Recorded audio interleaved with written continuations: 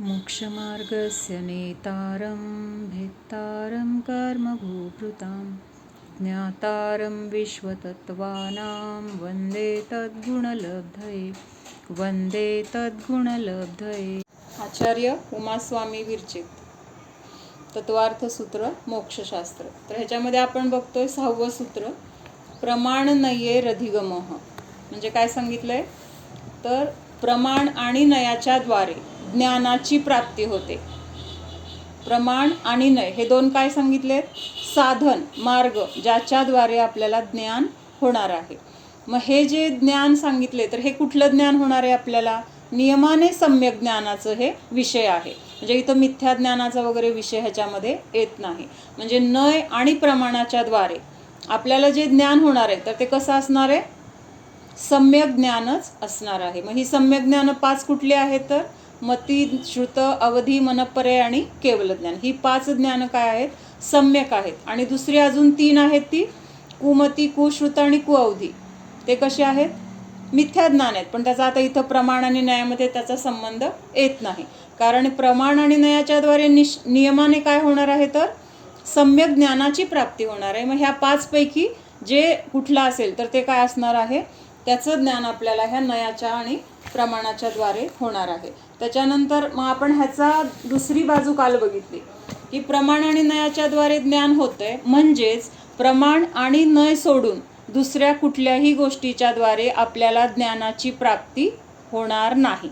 हे पण त्याच्यामध्ये गर्भित आहे। कशामध्ये, प्रमाण आणि नय हे दोनच विषय आहेत की ज्याद्वारे आपल्याला ज्ञानाची प्राप्ती होते। मग हे सोडून जर दुसरं कुठलं कोणी मानत असेल किंवा कोणी म्हणत असेल ह्याच्याद्वारे ज्ञान होते तर ते काय आहे, मग चुकीचं आहे किंवा ते मग चुकीची मान्यता आहे। आणि असं स्वीकारणाऱ्याला काय असणार आहे, मिथ्यात्व, मिथ्याज्ञान, मिथ्याचारित्र असणार आहे। मग अन्यमतवादी म्हणजे सगळ्यांच्या लक्षात येते का, जे जैन तत्व सोडून इतर तत्वांना जे मानतात तर त्यांना काय म्हटलेलं आहे, अन्यमतवादी। म्हणजे जैन सोडून अन्य खूप असतील अजून, म्हणजे जे प्रत्येकाचं मत आहे तर ते कसं आहे, प्रत्येकाचं आपलं आपलं स्वतंत्र मत आहे। आणि तिथं काय आहे, हे जैन तत्वाला सोडून त्यांची अन्य मतं आहेत। अन्य म्हणजे काय, ज्याला काय नाही, एकांत आहे किंवा ज्याच्यामध्ये संपूर्ण ज्ञान नाही किंवा तिथं त्यांनी सगळ्या विषयांना किंवा सगळ्या वस्तूला संपूर्णपणे जाणलेलं नाही, कारण ते सर्वज्ञता वगैरेच ती लोक मानत नाहीत। मग त्यांनी काय सांगितलंय, त्यांच्या मतामध्ये इंद्रिय, प्रकाश आणि वस्तू ह्याच्याद्वारे आपल्याला ज्ञान होते। आपलं जैन दर्शन काय सांगतंय, नय आणि प्रमाणाच्या द्वारे ज्ञान होते। आणि अन्यमतवादी काय सांगतात की इंद्रिय, प्रकाश आणि वस्तू हे जर असतील तरच आपल्याला ज्ञान होणार, अन्यथा होणार नाही, असं कुणाचं म्हणणं आहे, अन्यमतवादींचं। मग हे काल आपण बघितलं की इंद्रिय असताना सुद्धा ज्ञान होत नाही असं दिसते। म्हणजे आपल्याला वाटतं ना इंद्रियांच्या द्वारे ज्ञान झालं, पण खूप वेळा इंद्रिय नाहीत तरी पण तिथं ज्ञान नाही, किंवा इंद्रिय आहेत तरी पण तिथं ज्ञान नाही। म्हणजे अशा दोन्ही गोष्टी तिथं आपल्याला दिसत आहेत। आता इंद्रिय नाहीत म्हणजे आता, किंवा इंद्रिय आता प्रेत आहे, त्याला 5 इंद्रिय आहेत पण ते काहीही जाणत नाही। मग इंद्रिय असून तिथं ज्ञान होतंय का, म्हणजे त्यांचं मत कसं चुकीचं आहे किंवा का चुकीचं आहे ते आपण काल बघितलं। किंवा वस्तू नाही समोर आपल्या तरी पण आपल्याला अगोदर अनुभवलेल्या गोष्टींचं वगैरे आपल्याला ज्ञान होऊ शकतं की नाही। आपले आजी आजोबा, त्यांचे वाडवडील वगैरे जे कोणी आपल्या लहानपणी आजी आजोबा ह्यांना आपण बघितलं असेल, आता ते आहेत का आपल्या समोर, नाही आहेत, पण त्यांच्या आठवणीच्या द्वारे किंवा त्यांना आपल्या ज्ञानामध्ये कुठंतरी त्यांना आपण जाणू शकतो की नाही, हां हे माझे आजोबा असे होते किंवा हे लहानपणी माझ्याशी असं, म्हणजे असं हे सगळ्या गोष्टी आपल्याला त्या पदार्थाचं किंवा वस्तूचं समोर अस्तित्व नसताना पण आपल्याला जाणता येतं। किंवा प्रकाशाच्या द्वारे ज्ञान होते असं सांगितलं तर प्रकाश नसताना सुद्धा ज्ञान होते। डोळे झाकले आपण, डोळे झाकल्यानंतर तरी सुद्धा आपल्याला काहीतरी दिसते की नाही, अंधार अंधार अंधार दिसतोय की नाही। किंवा हे जे घुबड वगैरे असले प्राणी आहेत त्यांना उलट दिवसा दिसत नाही, अंधारात दिसतं। म्हणजे मग ज्ञान होण्यासाठी दिसणं म्हणजे काय, ज्ञान होणं आहे। दिसणं किंवा ऐकणं किंवा पाहणं हे सगळे इंद्रियांच्या द्वारे आपण करतोय, म्हणजे इंद्रियांच्या द्वारे ज्ञान होतंय असं मानतोय, पण प्रत्यक्षात तिथं इंद्रियांच्या द्वारे ज्ञान होत नाही तर जीवाच्या ज्ञानानेच ज्ञान होते। ज्ञान कसं होते, ज्ञानाच्या द्वारेच ज्ञान होते, पण आपण बाहेरच्या गोष्टींनी ज्ञान झालं असं जर मानलं तर आपण अन्यमतवादीमध्ये जाणार. हे लक्षात कशाला म्हटलेलं आहे अनेकांत? अनेकांत कशाला म्हटलेलं आहे, कोण सांगते? अनेक धर्मांसहित, जे अनेक धर्मांसहित आहेत त्याने. म्हणजे जे द्रव्य, द्रव्य कसं आहे तर अनेक गुणांनी बनलेलं आहे, त्याच्यामध्ये अनंत गुण आहेत. गुण आहेत म्हणजेच काय, धर्म आहे. त्या गुणांना दुसरं नाव काय आहे, धर्म आहे, किंवा त्यालाच काय म्हटलेलं, अवयव आहे. त्या द्रव्याचे ते गुण म्हणजे त्याचे ते अवयव झाले. म्हणजे अशा अनेक धर्मांनी ती काय वस्तू बनलेली आहे.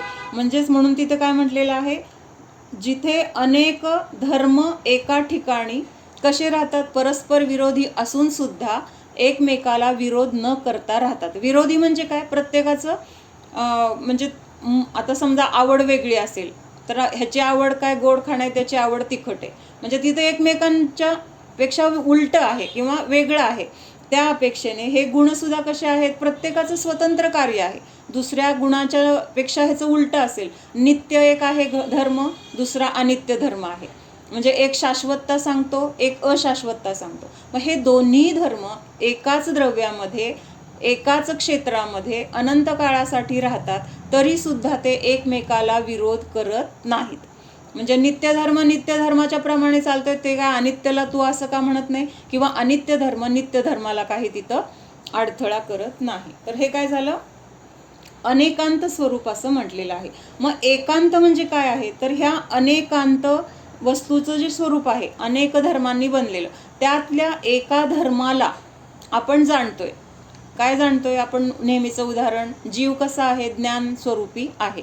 म्हणजे जीवाच्या एका गुणाला तिथं काय केलेलं आहे, आपण जाणतोय. आता ज्ञान गुण कसा आहे किंवा ज्ञान किती प्रकारचं आहे हे जाणतोय. म्हणजे फक्त एका गुणाचं तिथं काय चाललेलं आहे, आपलं समजून घेणं चाललेलं आहे. मग त्यावेळेस तिथं बाकीचे गुण नाही आहेत का जीवामध्ये, आहेत.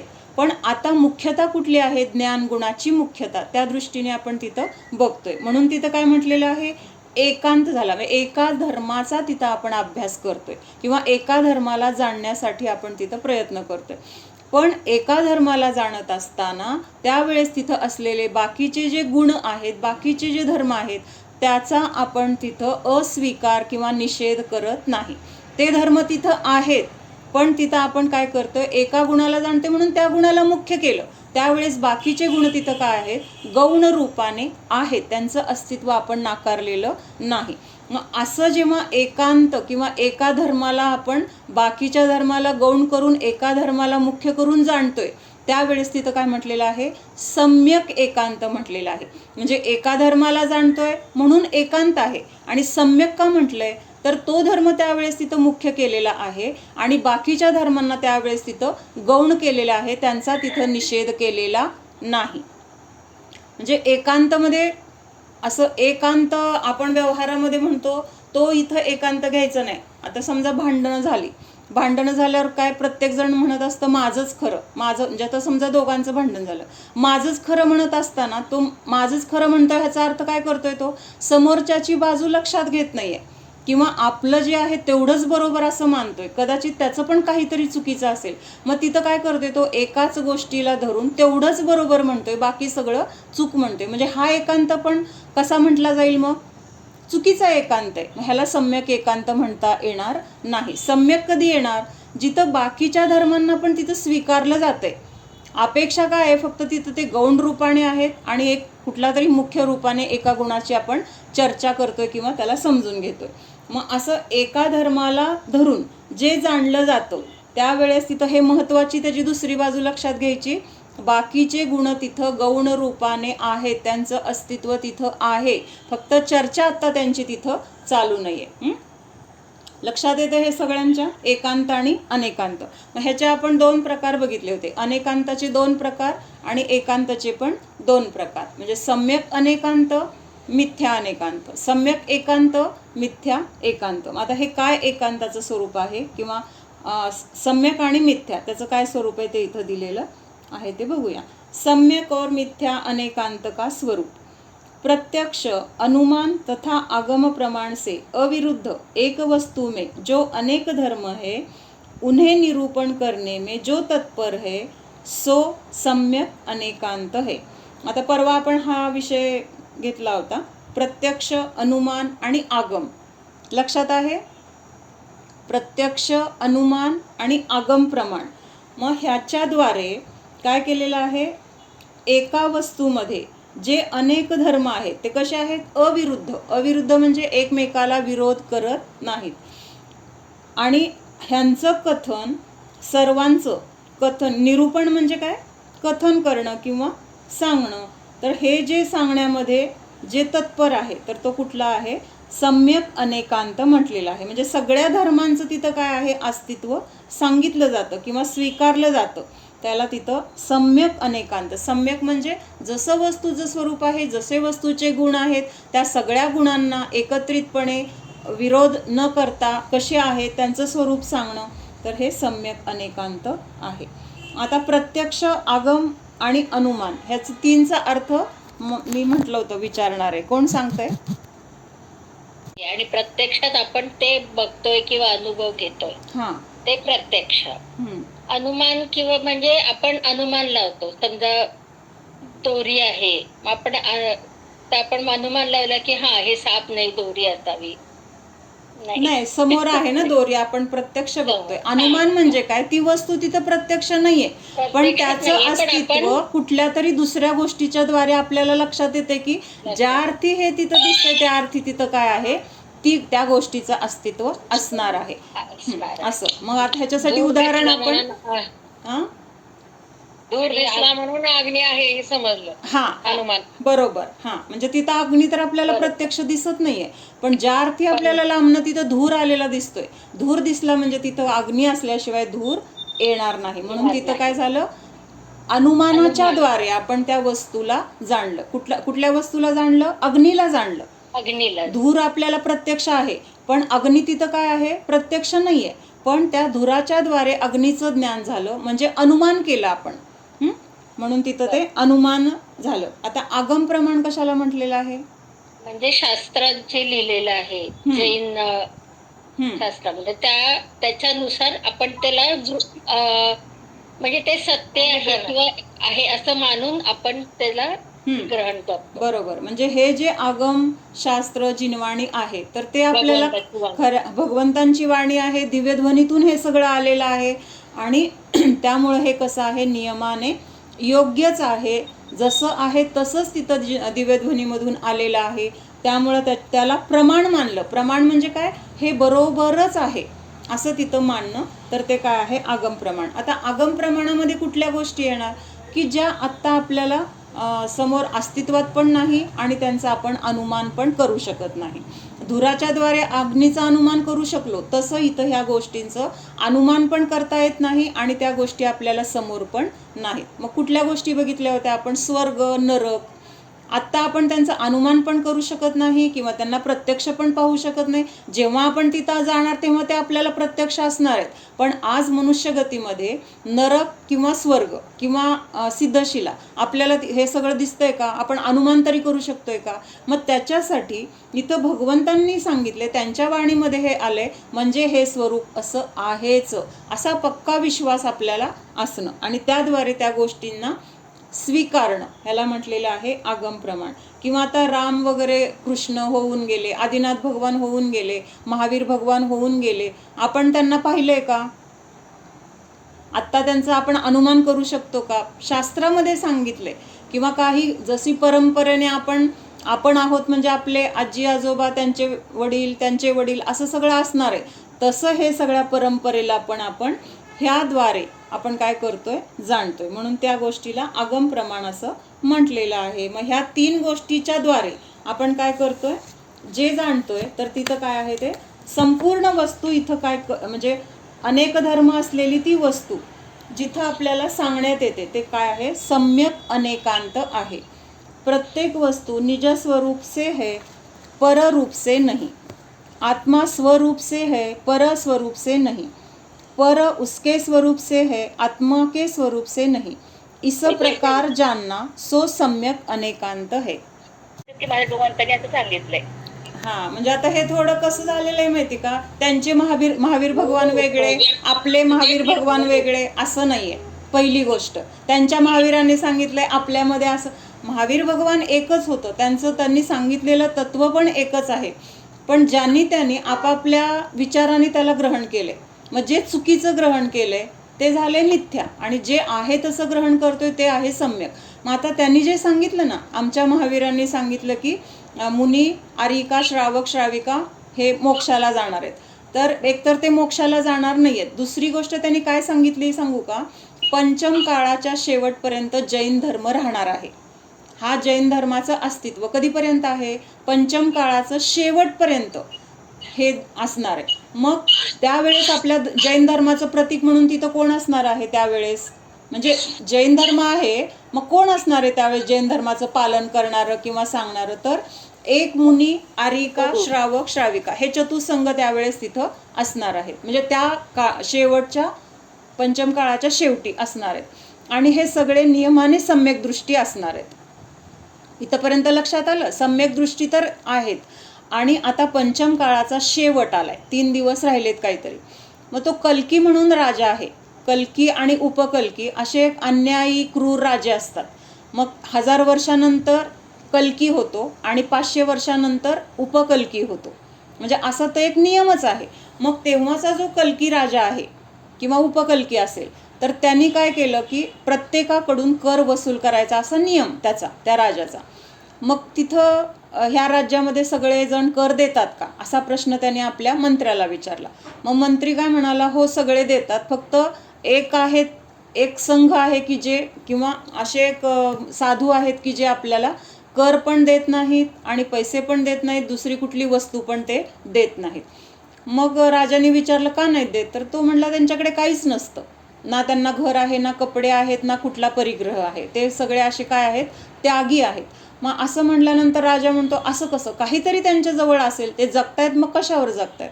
मग ते कुठल्या श्रावकांच्या द्वारे जे काही दान वगैरे असतं त्याद्वारे त्यांचा आहार वगैरे होतो, असं सांगितल्यावर तो राजा म्हणतो त्यांच्या आहार म्हणून त्यांना त्यांचं जे काही मिळणार आहे त्यातला पहिला घास कर म्हणून तुम्ही उद्यापासून घेऊन यायचं. काय सांगितलं राजाने? आहार जो काही त्यांना दिला जाणार आहे, मग त्यातला पहिला घास जो आहे तर तो त्यांना मिळालेला आहे. मग स्वतःच्यातलं द्यायचं असतं ना कर, म्हणजे माझं स्वतःचं जे आहे तर ते द्यायचं. मग त्यांना काय मिळालंय, त्यांचं काय आहे, तर तो घास आहे पहिल्यांदा हातात मिळालेला. मग त्यांनी तोच कर रूपाने द्यायचा किंवा तुम्ही तो घेऊन यायचा, असं त्याने आज्ञा केली. मग दुसऱ्या दिवशी गेले ते आणायला, आहार जिथं चालू आहे तिथं गेले आणि हातामध्ये घास ठेवला की त्यांनी तो मागितला, कर रूपाने द्या. आता हे असं अन्न त्यांना मागणं म्हणा किंवा त्यांना त्यावेळेस अंतराय केल्यासारखं झालं किंवा अडथळा झाला. का अडथळा झाला? तर ह्या अन्नाची दुसऱ्यांना गरज असताना पण मला खावं लागते, मग मला तो अधिकार नाही आहे. असं अंतराय कशामुळं पाळली जाते तिथं? तर सगळ्यांना सगळं व्यवस्थित असताना त्यातलं त्यांनी मला दिलं तर ते मी ग्रहण करणार, असं मुनींचं किंवा त्यांचं चर्या असते. लक्षात येते ना? नाहीतर तुमच्याकडं थोडंच आहे, मला काय माहीत नाही, मला माझं पाहिजे, मी आलोय म्हणजे तुम्ही द्या, असं तिथं भाव नसतो. तिथं असं सांगितलंय की समजा रोटल्या आहेत 4 आणि ते वाढत असताना 3 झाल्या आणि अजून त्यांची भूक आहे, पण आता तिथं 1 आहे किंवा 2 खाल्ल्यात आणि 2 शिल्लक आहेत, तर ते बघून बास करतात, कारण आपल्यानंतर हे श्रावक जेवणार आहेत, मग आपणच सगळं खाल्लं तर ते उपाशी राहतील. म्हणजे इतका सगळा बारीक विचार मुनींच्या चर्येमध्ये असतो. मग आता तिथं पहिलाच घास मागितला म्हणजे काय? अन्नाची त्यांना गरज आहे. मग त्यांना जर गरज आहे तर मी त्यांचं घेऊन खाणं म्हणजे हे काय आहे, माझ्यासाठी दोष आहे. म्हणून ते लगेच तिथं काय करतात, अंतराय म्हणून निघून जातात. आणि मग दुपारी आरिका, श्रावक, श्राविका हे 4 जणच आहेत. मग ते मुनी त्या तिघांना पण बोलून घेतात आणि त्यांना अवधी ज्ञान पण असतं. मग ते काय म्हणतात की पंचम काळाचे 3 दिवस राहिलेले आहेत, आपलं आयुष्य पण 3 दिवसाचंच राहिलेलं आहे आणि आता इथं धर्म संपण्याची वेळ आलेली आहे, त्यामुळं आपण आता सल्लेखना घेऊया. आणि लगेच तिघंही सल्लेखना घेतात. सल्लेखनेच्याद्वारे 3ऱ्या दिवशी त्यांचं मरण होतं आणि ते स्वर्गात जातात. कळलं का? कुठं जातात? स्वर्गात जातात, मोक्षाला जात नाहीत. का जात नाहीत मोक्षाला? पंचम काळामध्ये मोक्ष नाही, हा नियम आहे. कुठल्याही अनादिकाळापासून जे उत्सर्पिणी आणि अवसर्पिणी झालेत, कुठल्याही पहिल्या, दुसऱ्या, तिसऱ्या किंवा 5व्या, 6व्या काळामध्ये तीर्थंकर होत नाहीत, कोणी मोक्षाला जात नाही. मोक्षाला नियमाने कुठल्या ह्याच्यात जातात? तर चौथ्या काळामध्ये जातात. चौथा काळ म्हणजे कर्मभूमीचा काळ आहे आणि तिथंच मोक्ष आहे, त्या काळामध्येच मोक्ष आहे. मग आता हे विद्यमान 20 तीर्थंकर जे आहेत विधेय क्षेत्रामध्ये, तर तिथं कायम कुठला काळ आहे? चतुर्थ काळ आहे तिथं. म्हणजे चतुर्थ म्हणजे चौथा म्हणता येणार नाही, पण चतुर्थ काळामध्ये जी काही हे असते, म्हणजे जसं चतुर्थ काळामध्ये कर्मभूमी आहे किंवा तेव्हाची जे काही पद्धत असते चतुर्थ काळामध्ये, कष्ट करा, कमवा किंवा रक्षण करा, मुलं बाळांचं सगळं बघा, हे सगळं चतुर्थ काळामध्ये आहे. म्हणजे पुढच्या पण आहे, पण सुरुवात कुठं झाली? चतुर्थ काळामध्ये आहे. पहिल्या 3 काळामध्ये तर भोगभूमी आहे, त्यामुळं तिथं मोक्ष नाही. आणि पंचम आणि षष्टम काळामध्ये धर्माची तेवढी म्हणजे उत्कृष्टता नाही आहे किंवा तेवढे उत्कृष्ट पुण्यवान जीव नाही आहेत पंचम काळात आणि 6व्या काळात. म्हणून चौथ्या काळामध्येच ही सगळी काय आहे? सोय आहे. किंवा तशी परिस्थिती, योग्य परिस्थिती कधी असते? तर चौथ्या काळात असते. मग ह्या चौथ्या काळात जशी परिस्थिती असते तशी परिस्थिती तिथं विधेय क्षेत्रामध्ये कायम असते. कर्मभूमीच कायम आहे तिथं, कधीही भोगभूमी वगैरे होत नाही. म्हणून तिथं मोक्ष काय आहे? तर सतत चालू आहे. तिथं कधीही खंड नाही आहे की आता काही दिवस आता मोक्षालाच कोण जाणार नाही आहे, थोडे दिवस आता गॅप पडला, असं कधीही होत नाही. एकानंतर एक असं मोक्षाला जाणं तिथं काय असतं? तर कायम चालू असतं. म्हणून आत्ता हे जे आपण ऐकतो ना, असं कुणाकडून तरी त्यांनी सांगितलं, आमच्या महावीरांनी असं सांगितलंय, मग त्यांनी सांगितलंय म्हणून ते तसं आहे का नाही का हे विचार करत नाहीत किंवा त्याच्यातून अर्थयोग्य काढत नाहीत. आता स्वर्गात गेले ह्याचा अर्थ मोक्षाला गेले असा त्यांनी लावला. हे चौघच आहेत म्हणजे ते म्हणजे त्यांनी काय केलेलं आहे? हे जे आत्ता मी सांगितलेली कथा आहे तर त्याचा त्यांनी विपर्यास केलेला आहे. त्यांच्या मान्यतेप्रमाणे त्यांनी त्याचा अर्थ लावलेला आहे आणि हे सगळंच काय आहे? तर मिथ्या आहे. आणि हे आपण आपलं आहे म्हणून आपलं बरोबर आहे असं नाही, तर ते योग्य आहे का अयोग्य आहे ह्याची परीक्षा आपण करू शकतो. जे नियम आहेत, जे काही परिस्थिती असते, असं का आहे, असं का नाही, पंचम काळामध्ये मोक्ष का नाही, चतुर्थ काळामध्येच का आहे, तेव्हा कसं आहे? शरीराची स्थिती पण उत्कृष्ट आहे. वज्र ऋषभ नाराच सहनन आहे, म्हणजे ती शक्ती एवढी असते किंवा त्यावेळेस तेवढं सगळं शरीराचं म्हणजे ताकद अशी असते की हे तप साधना वगैरे सगळं तिथं कसं आहे? सहज रूपाने होतं. किंवा तिथं परिणामांची पण उत्कृष्टता असते. आता सगळी परिणामांची पण काय आहे? हीनता आहे का परिणामांची विशुद्धी कुणाची आहे का? म्हणजे किती जरी धर्म करणाऱ्याच्या सुद्धा संयोगामध्ये दुःख आहे किंवा त्याच्याकडून पण पाप केलेली दिसत आहेत. म्हणजे हेच काय आहे? तर पंचम काळाची ही निकृष्टता किंवा असं निकृष्टता चतुर्थ काळामध्ये नाही आहे. आणि त्यावेळेस तिथं परिणामांची विशुद्धता, ज्ञान, शरीराची शक्ती, सहनन ह्या सगळ्याच्या द्वारे काय होते? तिथं मोक्षासाठी अनुकूल वातावरण परिस्थिती असते. म्हणून मग आपण असं कुणाचं तर ऐकलं की आपण काय म्हणतो? त्यांच्यात असं आहे ना आमच्यात असं आहे. असं नाही आहे, एकच काहीतरी आहे. ते पण आहे हे पण आहे असं कसं असू शकेल? महावीर तर एकच होते, महावीर 2 नव्हते.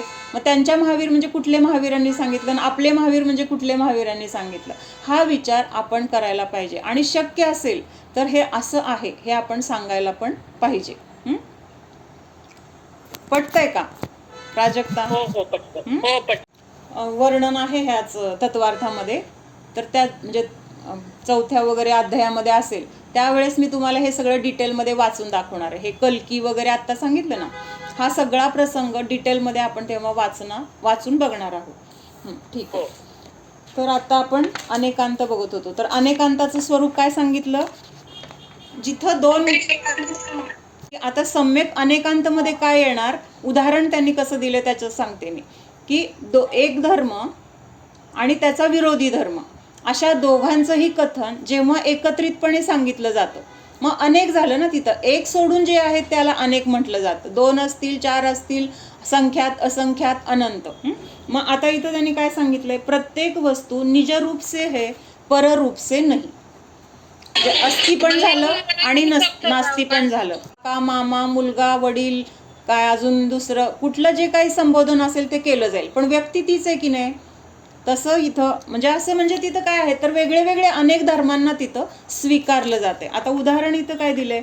वस्तूमध्ये अस्ति आणि नास्ती असे 2 धर्म आहेत. म्हणजे अनेक आहेत, त्यातला आपण एक बघतोय आता. अस्ति पण आहे आणि नास्ती पण आहे. म्हणजे अस्ति म्हणजे काय, त्याचं अस्तित्व आहे, आणि नास्ती म्हणजे काय, पराचं अस्तित्व त्याच्यामध्ये नाही. म्हणजे विरोधी झालं की नाही, आहे आणि नाही. मग ते कुठल्या अपेक्षेने आहे, ती अपेक्षा आपल्याला लक्षात आली पाहिजे. मग प्रत्येक द्रव्य स्वतःच्या रूपाने आहे आणि पररूपाने नाही, परद्रव्याच्या रूपाने नाही. आता जीव आहे तर ज्ञान दर्शन स्वरूपी अमूर्तिक असं आहे, आणि स्पर्श रसगंध वर्णाने तो रहित आहे. मग ह्यात चुकीचं आहे का काय? अस्ति गुण काय सांगतो, त्या द्रव्याचे गुण सांगतो, आणि नास्ति गुण काय सांगतो, त्या द्रव्यामध्ये जे नाही ते सांगितलं. म्हणजे अस्ति आणि नास्ति ह्या दोन्हीचं लक्षात येतंय का? स्वरूपाने आहे आणि पररूपाने नाही, हे दोन्ही कथन एका वेळेस केले, म्हणून तिथं काय झाले, अनेक धर्मांना सांगितले, म्हणून ह्याला सम्यक अनेकांत म्हटलेलं आहे. अजून काय काय सांगितलंय, आत्मा स्वरूप से है, पररूप से नहीं, स्वरूप से नहीं, पर उसके स्वरूप से है, आत्मा के स्वरूप से नहीं. आता परद्रव्याच्या अपेक्षेने अस्ति नास्ति, परद्रव्य त्याच्या त्याच्या अपेक्षेने किंवा त्याच्या त्याच्या स्वरूपाने आहे आणि जीवाच्या स्वरूपाने नाही. पुद्गल द्रव्य कसं आहे, स्पर्श रसगंध वर्णवालं पुद्गल द्रव्य आहे, आणि त्याची नास्ति काय सांगणार, आता पुद्गल द्रव्याची नास्ति काय सांगणार, ज्ञान दर्शन नाही. अजून दुसऱ्या अपेक्षेने म्हणू शकतो की त्याच्यामध्ये गती हेतुत्व नाही, स्थिती हेतुत्व नाही, किंवा त्याचा तिथं काय आहे, अभाव आहे. म्हणजे त्याच्यामध्ये आहे ते सोडून बाकी सगळ्याचं तिथं काय आहे, तर नास्ति आहे. प्रकार जानना सो सम्यक अनेकांत है. सम्यक अनेकांत लक्षात येतोय का सगळ्यांच्या? आपलं उदाहरण घेतलं तसं आपण दुसऱ्या द्रव्याचं पण घेऊ शकतो. उदाहरणाच्या द्वारे आपण सम्यक अनेकांत काय आहे हे समजून घेतोय. लक्षात येतंय ना? तू मध्ये काय आहेत, अनंत गुण आहेत. आता जे काही अनंत गुण आहेत त्या वस्तूचे, तर ते त्याचेच गुण आहेत. म्हणजे आता जीवामध्ये काय आहे, ज्ञान दर्शन सुख शक्ती असे अनंत गुण आहेत. आपण मुख्यतेने दरवेळेस 4च गुण बघतोय, पण तेवढे 4च नाही आहेत, अनंत गुण आहेत. मग ह्या गुणांची जीवद्रव्यामध्ये काय आहे, अस्ति आहे. अस्ति आहे म्हणजे हे गुण आहेत, त्यांचं अस्तित्व आहे. हे काय झालं, जीवाचं अस्ति स्वरूप झालं. आता ह्याच्या विरुद्ध काय आहे, अस्तिच्या विरुद्ध नास्ति.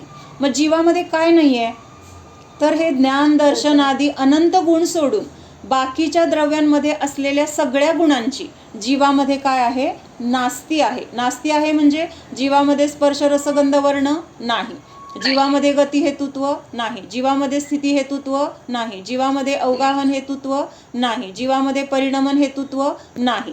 म्हणजे हे परद्रव्याचे जे गुण आहेत, तर त्या गुणांची जीवामध्ये नास्ति आहे. म्हणजे ते गुण जीवामध्ये नाहीत. जीवाचं काय आहे आणि जीवाचं काय नाही. परवा आपण बघितलं होतं, हे माझं घर आहे, हे माझं घर आहे म्हणत असताना आपण काय केलं, बाकी सगळी घरं माझी नाहीत हे पण त्याच्यामध्ये क्लिअर केलं. बरोबर आहे का? हे नुसतं माझंच घर, हे घरच माझं आहे असं म्हणताना बाकीच्याचा संबंध नाही असं होईल का? बाकीचं माझं नाही हे समजणं पण तितकंच महत्त्वाचं आहे जितकं हे घर माझं आहे हे समजणं महत्त्वाचं आहे. म्हणजे माझं काय आहे हे समजून घेण्यासाठी माझं काय नाही ते सुद्धा आपल्याला माहीत असणं गरजेचं आहे. ह्या दोन्ही गोष्टींनी मिळून ती वस्तू काय आहे त्याचं अस्तित्व म्हणा किंवा त्या वस्तूचं तिथं सिद्धी होते. मग तसं इथं काय सांगितलंय, अस्ति आणि नास्ति ह्या दोन गुणांना इथं सांगितले की मी माझ्या स्वरूपाने आहे आणि मी परद्रव्याच्या स्वरूपाने मी नाही. म्हणजेच काय, परद्रव्याची माझ्यामध्ये नास्ति आहे. म्हणजे परद्रव्य माझ्यामध्ये नाही, परद्रव्याचे गुण माझ्यामध्ये नाहीत. माझ्यामध्ये काय आहे, माझं घर माझ्या आहे, दुसऱ्यांचं घर माझ्यामध्ये येऊ शकत नाही, किंवा दुसऱ्याच्या घराला मी माझं म्हणू शकत नाही. किंवा आता हे तर बाहेर व्यवहाराने आपण एक स्थूल बघतोय, पण असं जर वस्तुव्यवस्था बघितली तर एक द्रव्य दुसऱ्या द्रव्यामध्ये प्रवेश करूच शकत नाही, एक गुण दुसऱ्या द्रव्यामध्ये जाऊच शकत नाही, किंवा दुसऱ्या द्रव्याचा आपल्यात येऊच शकत नाही. म्हणजे हे सगळं काय आहे, त्या द्रव्याचं ते वैशिष्ट्य आहे. आणि ह्याच्यासाठी आपण बघितलं होतं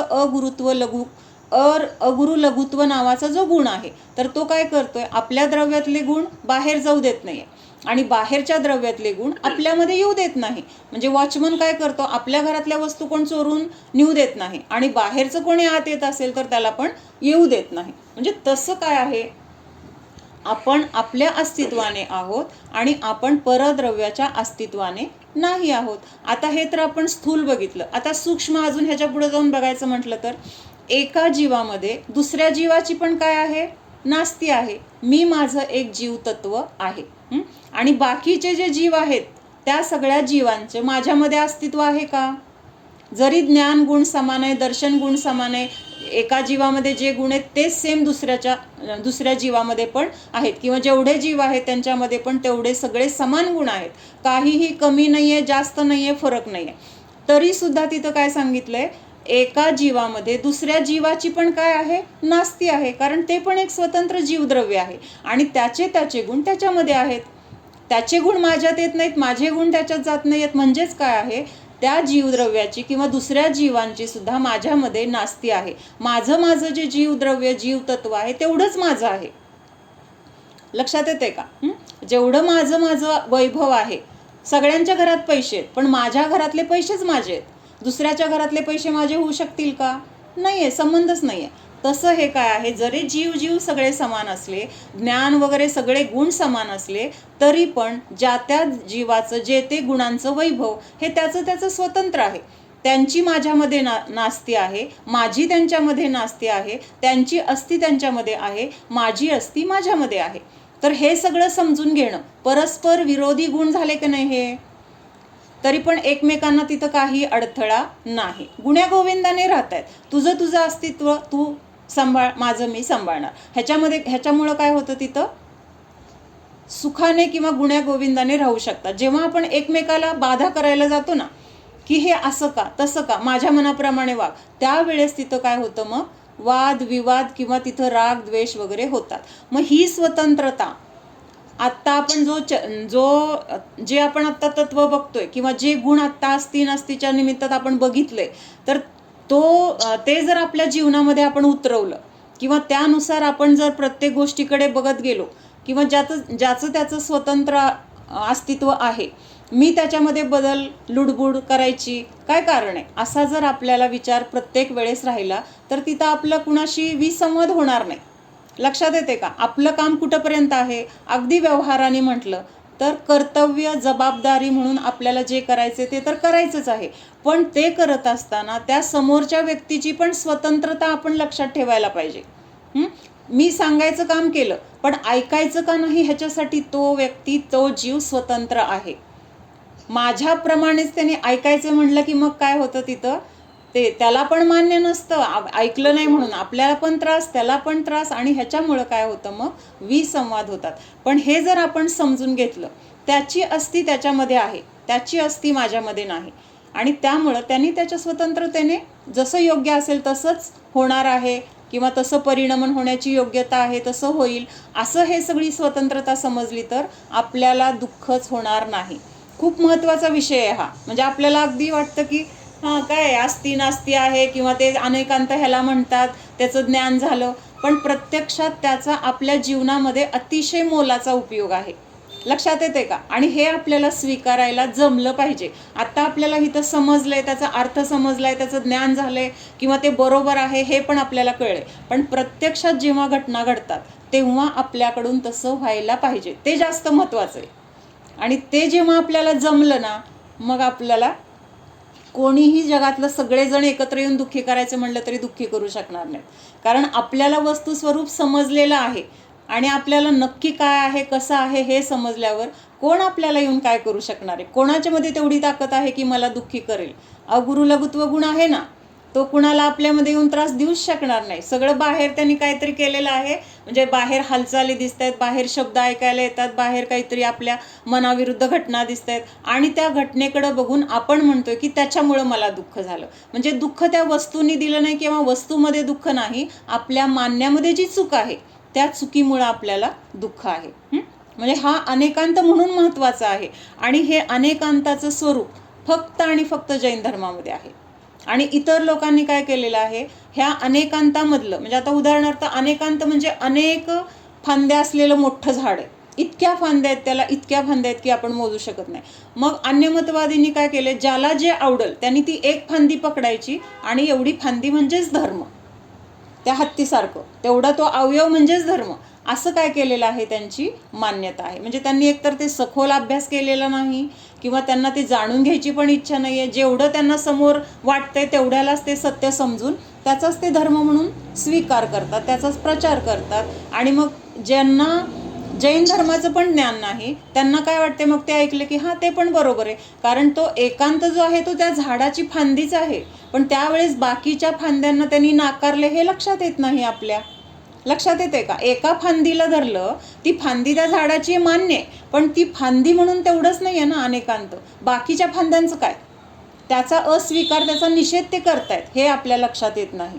त्यांना आपल्याला वाटतं त्यांच्यात पण दयाधर्म सांगितले, आपल्याला वाटतं त्यांच्यामध्ये पण चांगलं वागायला सांगितले, पण बाकीच्या गोष्टी आहेत का तिथं, किंवा तिथं ती दया कुठल्या अपेक्षेने म्हटले. दया दया म्हणतात आणि आता समजा प्राणी पाळतात, पाळल्यानंतर काय करतात, त्या प्राण्याचं सगळं काळजी घेतात किंवा त्याचं सगळं व्यवस्थित आम्ही प्राणीदया पाळतो म्हणतात, आणि त्या प्राण्याला खायला आणून देतात मांस अंडी वगैरे. आहे अशी परिस्थिती. मग कुठे दया झाली, दया कुठं झाली. म्हणून धर्म काय आहे, त्याचा बेस काय आहे, अगदी मुळापर्यंत जाणं काय आहे तर गरजेचं आहे. तर पुढं काय सांगितलंय, जो तत् और अतत् स्वभाव की मिथ्या कल्पना की जाती है सो मिथ्या अनेकांत है. आता ह्याचं उदाहरण शिवाय आपल्याला लक्षात येणार नाही. काय सांगितलंय, तत् म्हणजे आणि अतत् म्हणजे, तत् म्हणजे ती आणि अतत् म्हणजे ते नाही असं. तर हे काय सांगितलंय, अशा स्वभावाची जी कल्पना, चुकीची कल्पना असं मानणं, तर ते त्याला म्हटलंय मिथ्या म्हणजे खोट्या अनेकांत. मग आता ह्याचं उदाहरण काय सांगितलंय, जीव अपना कुछ कर सकता है. काय सांगितलंय, जीव अपना कुछ कर सकता है और जीव दूसरे जीवों का भी कर सकता है, अशी मान्यता. म्हणजे आता इथं पण अनेकांत काय झाला, तर दोन गुण झाले ना, माझं पण करतोय आणि तुझं पण करतोय असं म्हणलं, म्हणजे दोघांचं पण करायची तिथं तयारी दाखवली आहे. पण हे सत्य आहे का, जीव स्वतःचं करतोय आणि जीव दुसऱ्याचं पण करतोय. व्यवहाराने नाही बघत आहे आपण, इथं धर्म वस्तुस्थिती काय आहे ते बघतोय. मग असं जर म्हणत असेल आपण, किंवा अशी जर आपली मान्यता असेल, तर ती मान्यता बरोबर आहे का, का चुकीची आहे, का चुकीची आहे.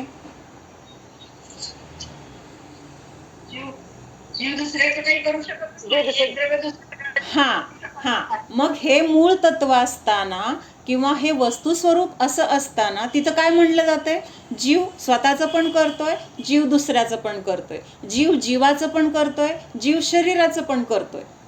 तर ही मान्यता काय आहे, मग दोघांचं करणं हे म्हणजे दोन धर्म वेगळे वेगळे आहेत. वेगळे म्हणजे एकाच द्रव्यामधलं नाही आहेत हे, इथं दुसऱ्या द्रव्याला तिथं गृहीत धरले. जीवाने जीवाच्या परिणामांचं बघितलं वगैरे, तर ते काय झालं, स्वतःचं स्वरूप स्वतःमध्ये स्वतःला जाणतोय वगैरे. पण जेव्हा दुसऱ्या द्रव्याचं मी काहीतरी करतोय असं जर म्हणत असेल, तर तिथं काय झालं, मग कर्ता बुद्धी झाली आणि दुसऱ्या द्रव्याची स्वतंत्रता तिथं राहिली नाही. मी त्याचा करता म्हणजे ते द्रव्य कसं झालं, स्वतंत्रच नाही आहे, ते माझ्या अधीन झालं. म्हणून हे सगळं काय आहे, मिथ्या अनेकांतामध्ये येते. लक्षात येते मिथ्या अनेकांत कशाला म्हणतोय. मग हे सगळं रोजच्या आपल्या जीवनामध्ये पण घडत असतं. आपल्या दुःखाचं कारण हेच आहे, मिथ्यात्व. मिथ्यात्व म्हणजे काय, ह्या सगळ्या मिथ्या अनेकांत, मिथ्या एकांत किंवा मिथ्यात्व, हे सगळंच काय आहे तर आपल्या दुःखाचं कारण आहे. जीव अपना कुछ कर सकता है और दूसरे जीवों का भी कर सकता है. इसमें जीव का निज से और पर से दोनों से तत्पणा हुआ, इसलिए वह मिथ्या अनेकांत है. मिथ्या अनेकांत लक्षात आलं, म्हणजे स्वतःचं पण मानतोय आणि दुसऱ्याचं पण माझंच मानतोय.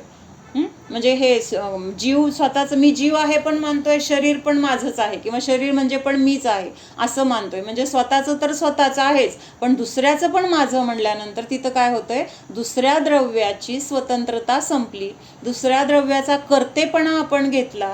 आणि आपण कधी आपण कर्तेपणा घेतोय, कधी आपण दुसऱ्याला कर्ता मानतोय. त्यांनी मला दुःख दिलं, ह्याच्यामध्ये काय झालं, दुसऱ्याला कर्ता मानलंय, माझ्या सुखाचा माझ्या दुःखाचा. मग हे सगळं काय आहे तर चुकीचं काय आहे तर वस्तुस्वरूप असं नाही. म्हणून त्याला मिथ्या अनेकांत असं म्हटलेलं आहे.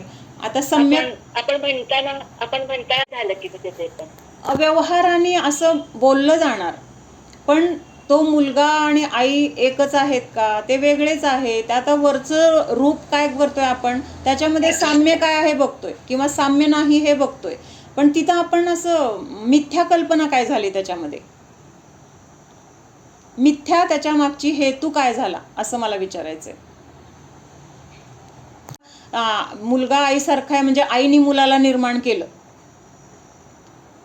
असं तर मान्यता नाहीये. शेवटी त्या जीवाचं स्वतंत्र कर्म जसं होतं तसं आईसारखं होण्याची त्याचे पण कर्म तसे होते. आईसारखा चेहरा आहे किंवा आईसारखे गुण आहेत, हे सगळं काय आहे त्याचं स्वतंत्र कर्म आहे. मग आपण काय करतोय, दोन गोष्टी सारख्या दिसतात म्हणून तिथं साम्य बघतोय, एवढाच फरक आहे. पण त्याच्यामध्ये जर आपली मान्यता अशी असेल, हां ती आई आहे ना तिच्यामुळं हा मुलगा असा झालाय, म्हणजे तिने त्या मुलाला तसं बनवलंय, असं जर म्हणलं तर तिथं काय झालं, मग ती स्वतंत्रता राहिली नाही किंवा तिथं मिथ्यात्व झालं किंवा तिथं कर्तेपणा दुसऱ्याला मानलं गेलं. त्यामुळं आपलं व्यवहार जो आहे ना तो असा चालणार आहे, व्यवहारात असं बोललं जाणार आहे. पण हे बोलत असताना त्याच्या मागं आपल्या मनामध्ये मान्यता काय आहे, त्या मान्यतेचं महत्त्व आहे. त्या मान्यतेमुळं आपल्याला तिथं सुख किंवा दुःखाची प्राप्ती होणार आहे. मान्यता जर बरोबर असेल तिथं दुःख नाही, मान्यता जर चुकीची असेल तर तिथं दुःख आहे, कर्म आहे, चतुर्गती भ्रमण आहे. जेव्हा एका अंशाला आपण जाणतो आणि बाकीच्या अंशाला गौण करतो तेव्हा सम्यक एकांत. हा, म्हणजे त्या वस्तू स्वरूपामधल्या एका अंशाला, एका गुणाला आपण मुख्य करून जाणतोय. पण त्यावेळेस बाकीच्या ज्या गुणांना आपण आत्ता जाणत नाहीये किंवा त्याचा विचार करत नाही, त्यांचं अस्तित्व तिथं आहे हे आपण तिथं स्वीकारलेलं आहे. म्हणजे जरी जीव ज्ञान गुणाची चर्चा करतोय त्यावेळेस तिथं बाकीच्या जीवामध्ये अनंत गुण आहेत, ह्याला आपला विरोध आहे का? विरोध नाही आहे. म्हणजे त्यांचं पण अस्तित्व स्वीकारलंय, ज्ञान गुणाचं पण अस्तित्व स्वीकारलंय, ह्या सगळ्याचं मिळून जीवद्रव्याचं अस्तित्व स्वीकारलंय. आणि हे स्वीकारलेलं असताना त्यातलं फक्त एका ज्ञान गुणाला मुख्य करून आपण त्याचं काय करतोय, त्याचा अभ्यास करतोय किंवा त्या ज्ञान गुणाची चर्चा करतोय आपण, तर त्याला काय म्हणायचंय, सम्यक एकांत. म्हणजे काय झालं, तिथं एका गुणाची चर्चा तर आहे, एका गुणाला जाणतोय, पण बाकीच्या गुणांना पण तिथं काय केलंय, आपण गौण रूपाने त्यांचं तिथलं अस्तित्व स्वीकारलेलं आहे. सम्यक एकांतमध्ये असं दोन्ही येणार आहे, बाकीच्यांचं अस्तित्व पण स्वीकारलं जाणार आहे आणि एका गुणाचं कथन पण तिथं चालू असणार आहे किंवा त्या एका गुणाला आपण जाणतोय असं तिथं काय आहे, चालू आहे. पण तिथं म्हणजे दोन्हींचं तिथं अस्तित्व आहे, त्याला विरोध आपला नाही. लक्षात येते? सम्यक एकांत. वस्तूमध्ये अनंत गुण आहेत, पण आत्ता आपल्याला वस्तूला समजून घेताना एका गुणाला आपण जाणतोय किंवा आपल्याला एका वेळेस एकच गुण आपण जाणू शकतोय. म्हणजे एका गुणाला जाणते म्हणजे काय, नय आहे तो. एका गुणाला जाणणं किंवा अंशाला जाणणं ह्याला काय म्हटलेलं आहे, नय म्हटलेलं आहे. आणि सम्यक एकांत कशाला म्हटले, की त्या वस्तूमध्ये असलेल्या अनेक धर्मांना तिथं आपण काय केलेलं आहे, स्वीकारलेलं आहे. त्यांचं तिथं अस्तित्व आहे आणि ते अस्तित्व गौण रूपाने आहे आणि फक्त आपण काय करतोय, तिथं एका गुणाला जाणतोय किंवा एका गुणाला तिथं आपण समजून घेतोय. मग एका गुणाला समजून घेत असताना बाकीच्या अनेक गुणांची पण तिथं उपस्थिती आहे. वर्गामध्ये 50 मुलं आहेत आणि शिक्षकांनी प्रश्न विचारला. प्रश्न विचारल्यानंतर प्रश्न सगळ्यांना विचारलाय आणि मग एका मुलाने उत्तर दिले. मग तो उत्तर देणारा त्यावेळेस कोण झाला, मुख्य झाला. म्हणजे बाकीचे मुलं पण वर्गात आहेत की नाही, बाकीच्यांना पण प्रश्न विचारलेला आहे की नाही, बाकीच्यांचं अस्तित्व नाही आहे का एका मुलानेच उत्तर दिलं म्हणून, नाही आहे. बाकीचे शांत आहेत, फक्त तो एक मुलगा बोलतोय. म्हणजे तो बोलणारा मुलगा तिथं काय झाला, मुख्य झाला आणि बाकीची मुलं शांत आहेत पण त्यांचं अस्तित्व आहे म्हणून त्यांना गौण म्हटलेलं आहे. आणि जो मुलगा आहे किंवा ज्या गुणांची आपण चर्चा करतोय त्या गुणाला त्यावेळेस काय म्हटलेलं आहे, सम्यक एकांत असं म्हटलेलं आहे. म्हणजे समोर आपण एका गुणाची चर्चा करतोय एवढं दिसत असलं तरी त्याच्या पडद्यामागं काय आहे, बाकी सगळ्या गुणांचा पण तिथं स्वीकार आहे. पडद्यामागं म्हणजे कशासाठी म्हटलं, की आपण त्या गुणांचं आत्ता काही बोलत नाही आहे. जे बाकीचे अनंत धर्म आहेत, अनंत गुण आहे, त्याची चर्चा आत्ता आपण करत नाही आहे, एकाच धर्माची चर्चा करतोय. पण एका धर्माची चर्चा केली म्हणजे बाकीच्या तिथं नाही आहेत असा अर्थ होत नाही, त्यांचं पण अस्तित्व आपल्याला मान्य आहे. तर हे काय म्हटलेलं आहे, सम्यक एकांत. म्हणजे जसं आहे तसं वस्तूच्या एका धर्माला आत्ता आपण जाणतोय, बाकीच्या धर्माला आत्ता आपण जाणत नाही आहे, पण त्यांचं अस्तित्व तिथं आहे हे आपल्याला पक्क विश्वास असणं.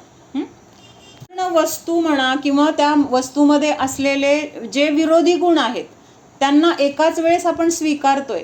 म्हणजे वस्तू आहे पण आणि वस्तू नाही पण. मग कुठल्या अपेक्षेने आहे आणि कुठल्या अपेक्षेने नाही, हे दोन विरोधी गुण आहेत, त्यांना आपण एकत्रितपणे त्यांचं जे धर्माचं स्वरूप आहे तर ते स्वरूप समजून घेतोय किंवा तसं आहे आपण, असं विश्वास आहे आपला. मग त्याला म्हटलंय सम्यक अनेकांत. म्हणजे तुम्ही नव्हता का आत्ता आला, जीव द्रव्य आहे. मग जीवामध्ये काय आहे, ज्ञान दर्शन इत्यादी अनंत गुण आहेत. म्हणजे ह्या गुणांची जीवामध्ये अस्ती आहे. आणि जीवामध्ये स्पर्श रसगंध वर्ण आहे का? जीवामध्ये धर्म अधर्म आकाश काल द्रव्य आहे का? नाही आहे. म्हणजे ह्या बाकीच्या द्रव्यांची किंवा ह्या बाकीच्या द्रव्यातील गुणांची जीवामध्ये काय आहे, नास्ती आहे.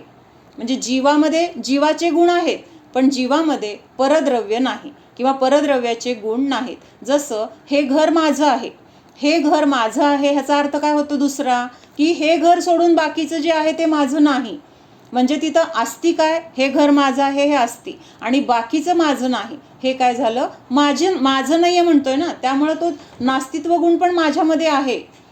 कळतंय का? म्हणजे असं अस्ती आणि नास्ती ह्या दोन्ही धर्मांना एका वेळेस आपण स्वीकारतोय, आपण जाणतोय, तसा आपण विश्वास ठेवतोय, तर हेच काय आहे, सम्यक अनेकांत आहे. म्हणजे अनेक धर्मांना आपण स्वीकारतोय, अनेक धर्मांचं अस्तित्व आपल्याला मान्य आहे, त्याच्यामध्ये आपल्याला कुठंही विरोध नाही आहे. नाहीतर काय, अस्तित्व आहे म्हणजे नास्तित्व माझा प्रश्नच नाही आहे, असं नाही आहे. दोन्ही गुण आहेत तिथं, आणि दोन्ही कसे आहेत, परस्पर विरोधी आहेत. आत्मा निज रूप से है पर रूप से नहीं, ऐसा जानना सो सम्यक अनेकांत है.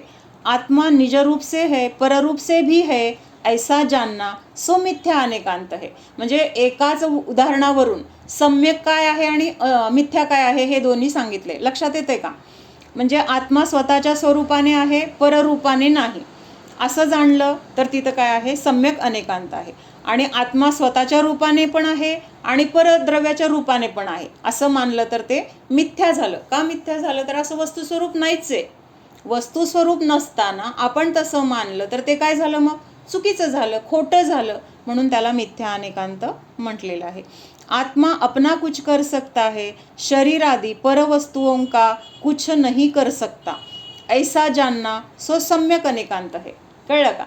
म्हणजे मी माझ्या परिणामांचा करता आहे, मी ह्या शरीराचा करता नाही, मी ह्या घराचा करता नाही, मी ह्या मुलाबाळांचा करता नाही.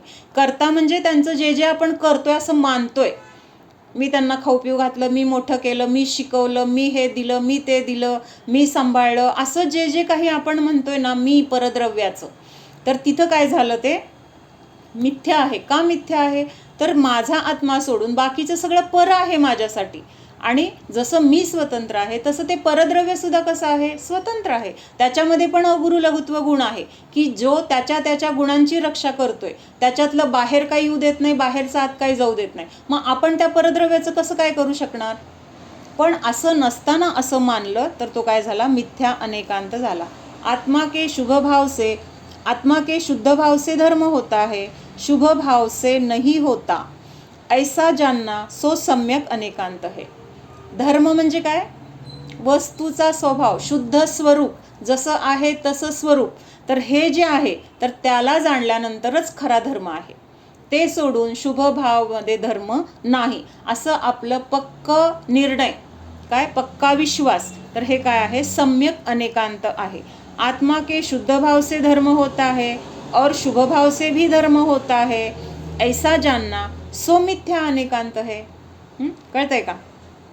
शुद्ध भावाने पण धर्म होतोय, शुभ भावाने पण धर्म होतोय. धर्म म्हणजे शुद्ध स्वरूपाची प्राप्ती, मग ती शुद्ध भावाने पण होते आणि शुभ भावाने पण होते. असं जर मानलं तर काय आहे, तिथं मिथ्या अनेकांत. का मिथ्या अनेकांत आहे, कारण शुद्ध स्वरूपाला किंवा शुद्ध स्वभावाला प्राप्त करायचंय तर तिथं काय आहे, शुद्ध भावाचा आश्रय घ्यायला पाहिजे. आणि जर शुद्ध भावाचा आश्रय घेतला तर तिथं कर्म नाही, कर्मबंध नाही. आणि शुभ भावाने काय होणार आहे, कर्मबंध आहे. तिथं शुद्ध स्वरूपाची प्राप्ती कशी होणार आहे, कर्मच येत राहणार आहे. भले तिथं पुण्य येईल, भले तिथं आपल्याला सगळी अनुकूलता मिळेल, पण तिथं कर्माची निर्जरा शुभ भावामुळे होणार नाही, किंवा कर्म बांधलं गेलं नाही म्हणजे संवर झाला असं शुभ भावामुळं होणार नाही. संवर आणि निर्जरा कशाने होणार आहे, शुद्ध भावाने होणार आहे, स्वस्वरूपाला जाणण्याने होणार आहे. मग तिथं षटक्रिया म्हणून मला हे सगळं प्राप्त झालं, कर्माची निर्जरा झाली, असं जर मानलं तर ते काय आहे, मिथ्या अनेकांत आहे. निश्चय स्वरूप के आश्रय से धर्म होता है, व्यवहार के आश्रय से नहीं होता, ऐसा जानना सो सम्यक अनेकांत है। निश्चय स्वरूप के आश्रय से धर्म होता है, व्यवहार के आश्रय से भी होता है, ऐसा समजना सो मिथ्या अनेकांत है। निश्चय म्हणजे फक्त स्वतःचं शुद्ध स्वरूप आणि त्या शुद्ध स्वरूपाच्या आश्रयानेच धर्म होणार आहे। व्यवहारात आपण कितीही क्रिया केल्या, दानधर्म केला, तीर्थयात्रा केल्या, तरी त्याच्याने मला माझ्या शुद्ध स्वरूपाची प्राप्ती होणार नाही, अशी मान्यता म्हणजे काय आहे तर सम्यक अनेकांत आहे। किंवा ह्या दोन्ही गोष्टीला स्वीकारणं हे काय आहे, सम्यक अनेकांत आहे। आणि निश्चयाने पण धर्म होतो आणि व्यवहाराने पण धर्म होतो, असं जर मानलं तर ते मिथ्या अनेकांत आहे। आत्मा को अपनी शुद्ध क्रिया से लाभ होता है, शारीरिक क्रिया से हानि लाभ नहीं होता, ऐसा जानना सो सम्यक अनेकांत है।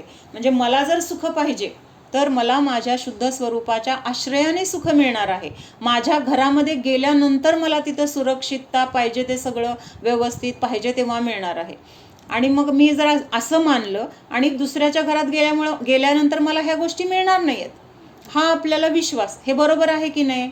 आपल्या घरामध्ये जी सुविधा, जे आपल्याला सुख, शांती किंवा जे आपल्याला एक मोकळेपणा, स्वातंत्र्य असतं, ते दुसऱ्याच्या घरामध्ये तेवढ्याच स्वरूपात तसंच असतं का? नाही।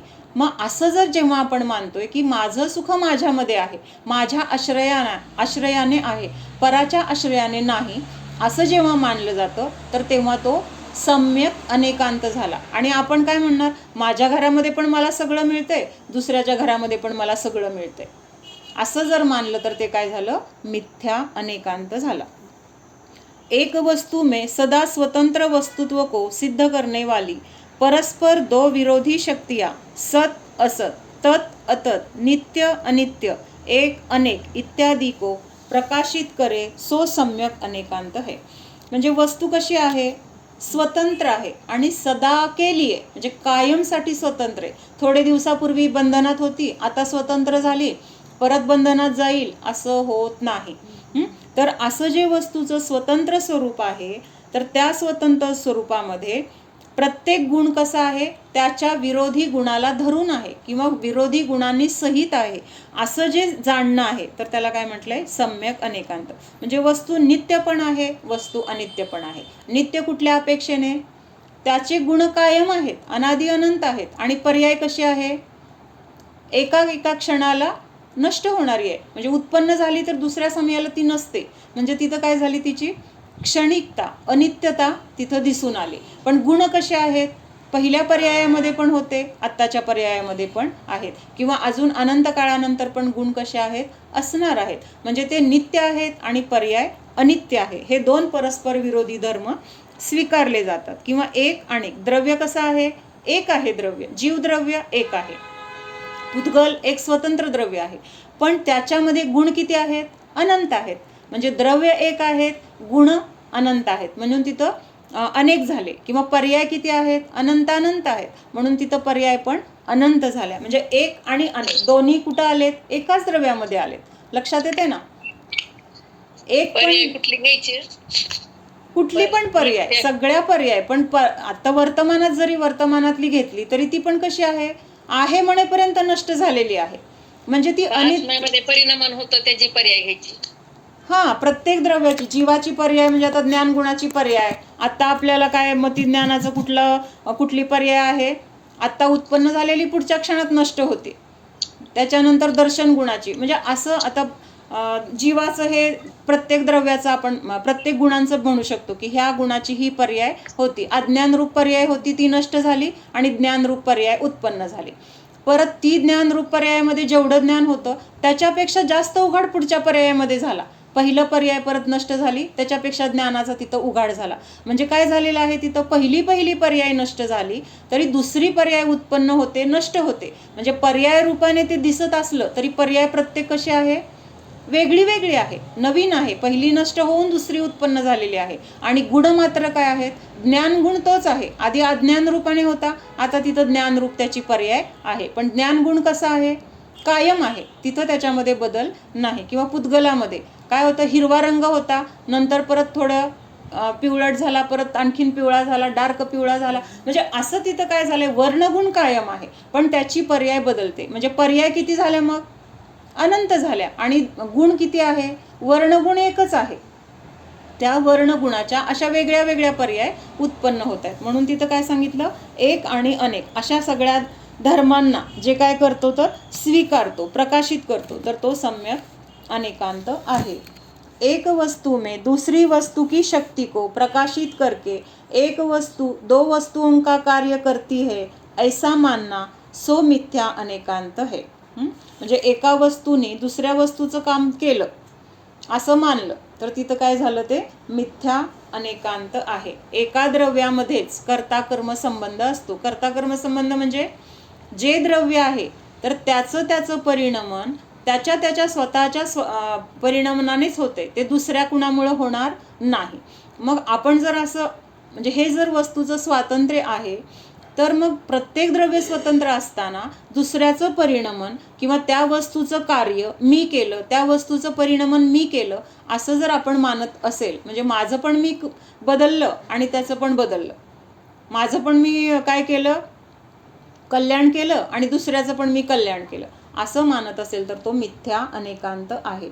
अथवा सम्यक अनेकांत से वस्तु का जो स्वरूप निश्चित है उससे विपरीत वस्तु स्वरूप की केवल कल्पना करके जो उसमें न हो वैसे स्वभावों की कल्पना करना सो मिथ्या अनेकांत है. हे वाक्य मी परत वाचते, मला तुम्ही ह्याचं उदाहरण देऊन सांगायचं. काय सांगितलं ह्याने, सम्यक अनेकांत से वस्तु का जो स्वरूप है निश्चित है उससे विपरीत वस्तु स्वरूप की केवल कल्पना करके, म्हणजे जे वस्तूचं स्वरूप आहे तर ते जे ठरलेलं आहे ते सोडून त्याच्यामध्ये जे नाही त्याची कल्पना करणं, आणि जो उसमें न हो वैसे स्वभावों की कल्पना करना किंवा त्या वस्तूचे जे गुण नाहीत, त्याचा जो स्वभाव नाही तो स्वभाव त्याचा आहे असं मानणं, तर ह्याला काय म्हटलेलं आहे, मिथ्या अनेकांत म्हटलेलं आहे.